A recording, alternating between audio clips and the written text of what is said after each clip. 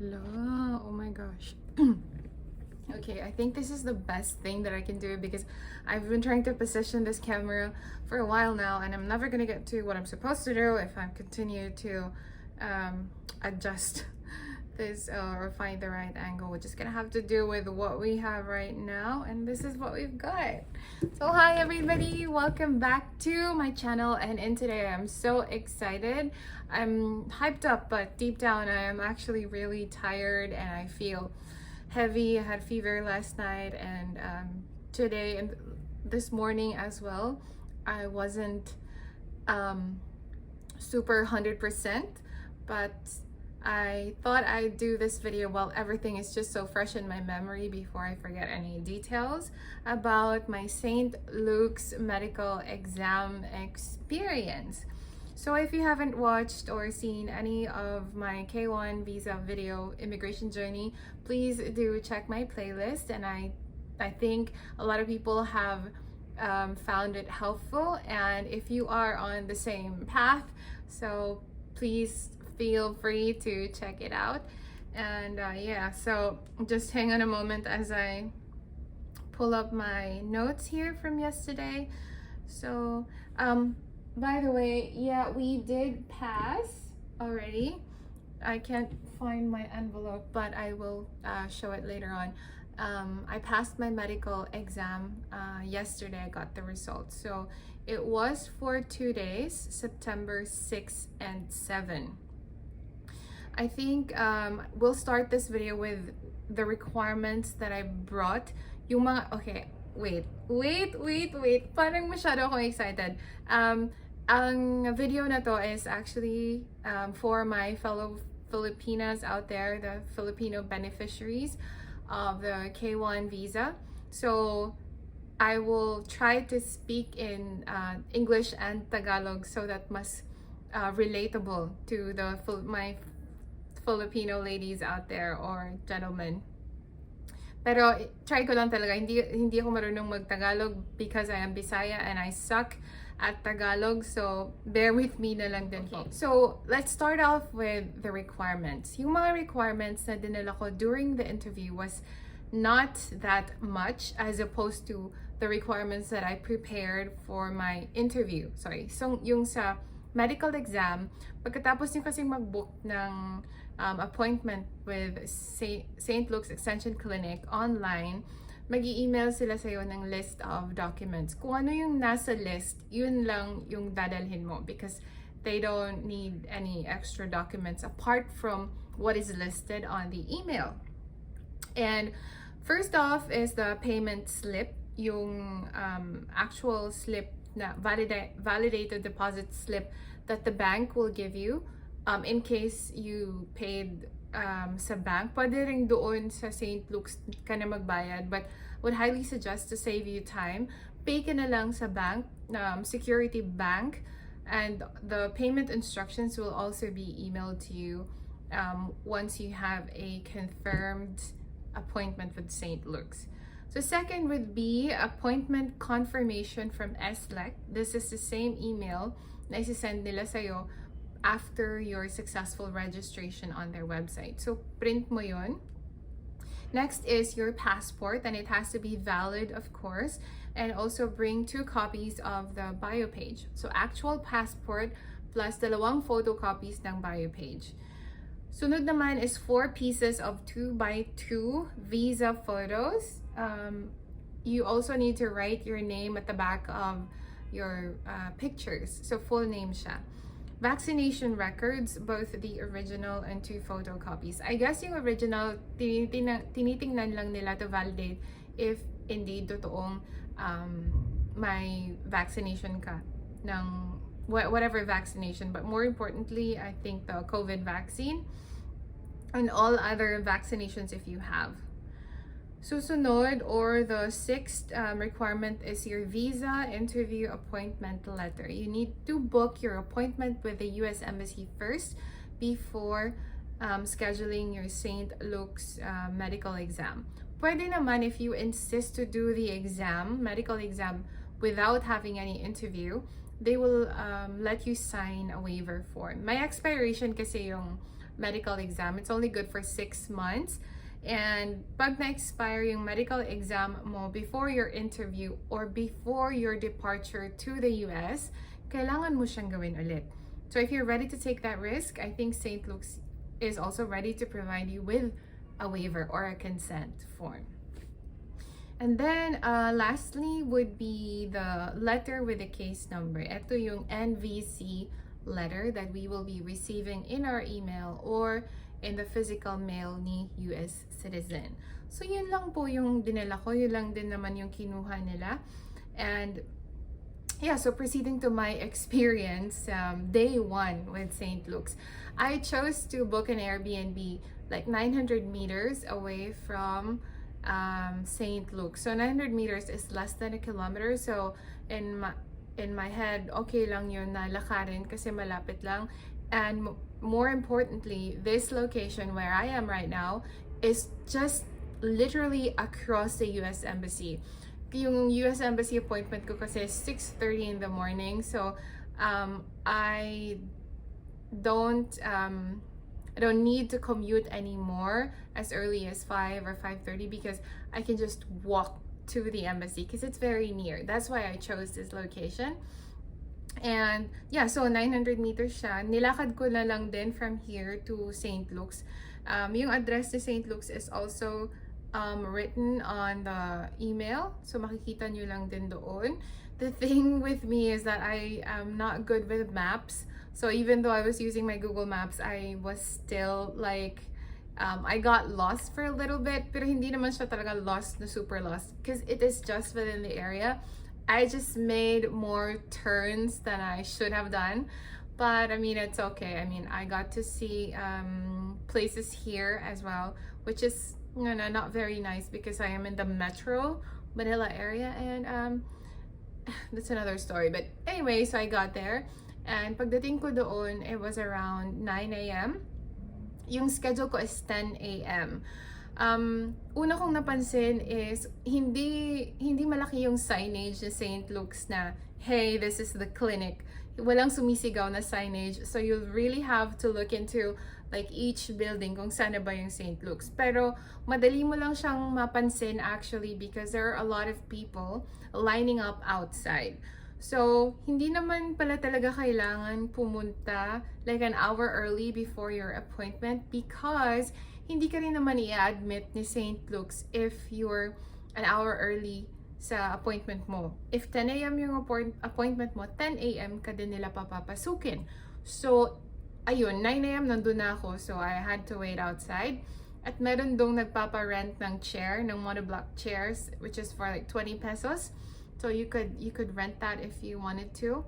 But yeah, I would highly suggest that maybe coming there 15 minutes prior to your interview would be the best time frame to get to St. Luke's Extensions Clinic. No need to be early. Just prepare all your documents, the photocopies, like your passport photocopy and your vaccination photocopies. It just needs to be ready. But if in case that it's not ready and you don't have photocopies, marami namang photocopying stores near St. Luke's. So okay lang din. So, pagpasok ko, upon entrance, dun pa lang sa may guard, titingnan nila yung mga documents mo, including your appointment with St. Luke's kung anong oras. So, yung sa pre-screening, pag nakapasa ka, I mean, if kompleto yung documents mo, kasi if it's not complete, hindi ka rin nila papapasukin, lalagyan ka nila ng tatak na ganito, na letter A. They'll stamp you and then advise you to proceed to the photo room. So, dun sa photo room, kukunan ka nila ng picture, obviously, and that's for your registration, like SLEC registration. And after that, nasa ground floor pa to. Pagkatapos mong makuna ng photograph or photo, pupunta ka sa may registration area, which bibigyan ka nila ng number. For K1, US K1 visa, bibigyan ka nila ng pink slip which has a number. At pag natawag na yung number mo, punta ka lang doon sa counter and then you will proceed with the registration. This is registration and issuance of receipt at the same time because I paid mine at the bank. Wala akong receipt but a deposit slip, so they provided me with the receipt, and at the same time they also registered me into their system like a patient's data sheet. And they asked questions about my petitioner, which I am so glad na I watched YouTube videos like this about their experience with St. Luke's kasi hindi ko alam kung pwede bang mangopya or I can pull up my phone to look at my fiance's details because tinanong kasi nila yung like phone number, address and phone number. Ang dami-daming numero and I'm not so good in memorizing numbers, but I had to. Since nakita ko sa YouTube, yun nga, kailangan na ma-memorize yung mga ganitong details. So, na-memorize ko. Thank God. Tinanong nila ang full name ng petitioner, birthday ng petitioner, address, US address ng petitioner, phone number ng petitioner, and the relationship between me and my petitioner. So, pati yung zip code, house number, kailangan po nating ma-memorize. So, dun pa lang yun sa registration portion. And after finishing the registration, at saka na-issue ka na ng receipt sa ground floor, they will advise you to proceed to the 5th floor for the vital signs. Doon naman sa vital signs, you need to take off your shoes kasi para sa weight mo, kukunin nila yung weight and height. Then after that, you put your shoes back on, punta ka sa loob at kukunan ka nila ng BP or blood pressure. And then after that, on the same floor, pupunta ka sa my eye test area. Pababasahin ka nila ng letters with your right eye closed. And then after that, katabi lang din ang eye test center, same floor, 5th floor, sa Triage Counter. Doon naman sa Triage Counter, gagawin ka rin nila ng another record and form para i-endorse ka for physical exam. This is still on the same floor ang sa physical exam. You will be given a room number, and pagkatapos ng room number and the patient, like a number.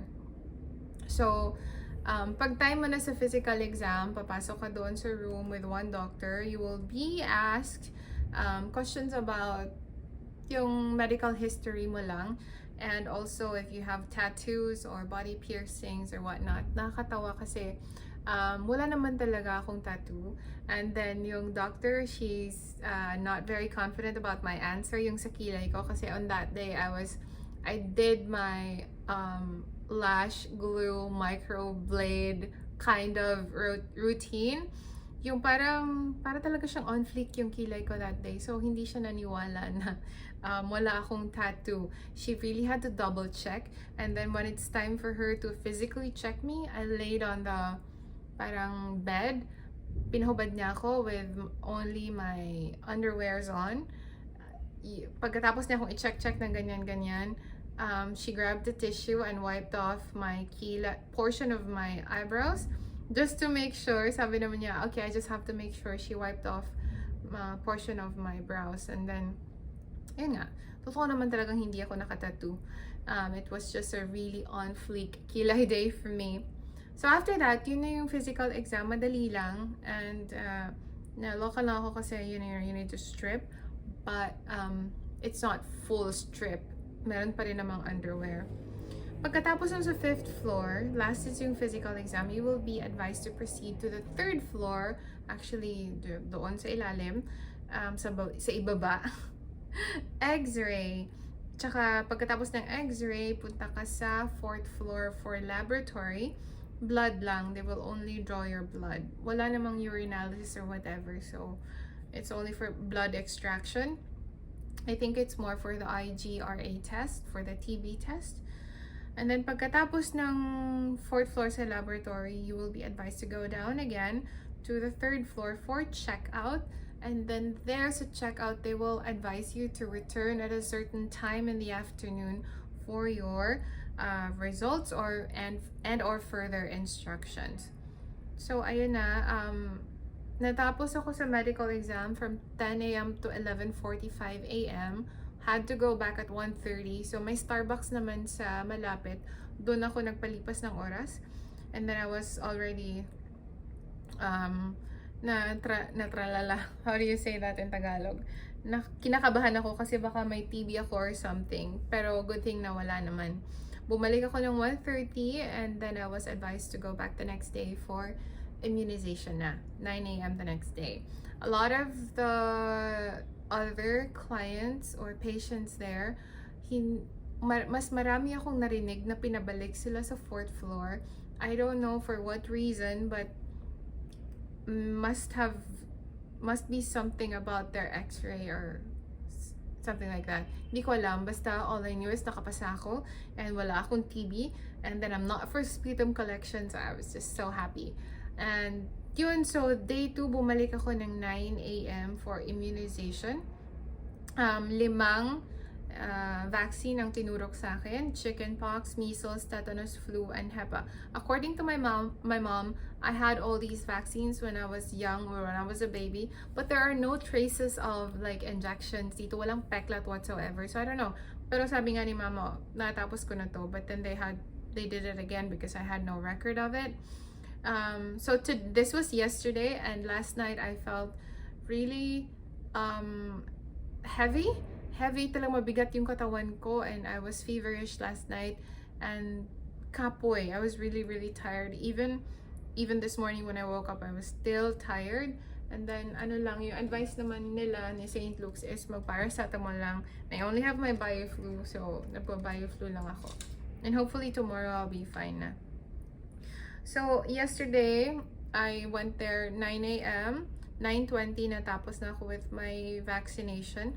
And I had to wait for 2 hours and something to wait for my releasing of documents. So 11:45 a.m.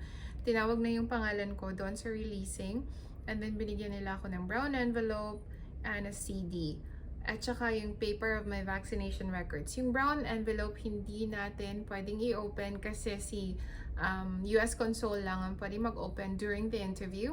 Yung CD naman hindi natin kailangan dalhin sa interview, but we might need it if and when we intend to work in the United States, kasi kailangan nila yun, and especially yung vaccination records as well, because if we don't have, or if we lose the vaccination records, we could ask for another copy, pero mag-provide tayo ng affidavit of loss at magbabayad na naman tayo ng certain amount of money, which we don't want to do. So yung envelope is for the interview, and then the CD and the immunization record is something that we will bring with us to the United States for employment purposes, and I think for adjustment of status as well. I think they will require that. So ayun na. If I were to give tips and tricks for the medical exam, wala naman ako talaga akong masyadong ginawang preparation, kasi the whole time I was scared na baka magka-TB ako. And then wala naman akong magagawa if I have it in my blood or whatever. So I just winged it. And yun rin, of course, matulog ng maaga. Then the normal thing that we do to take care of ourselves, yun lang yung ginawa ko. Nothing special. The first tip na I would have done if I had known, hindi kailangang pumunta ng super maaga. 15 minutes before your scheduled time is more than enough. Bring your tubig and crackers just in case you get gutom in the middle of doing all these things, kasi siguro nakalipong. What's lipong? It could make you feel dizzy at some point because it's init.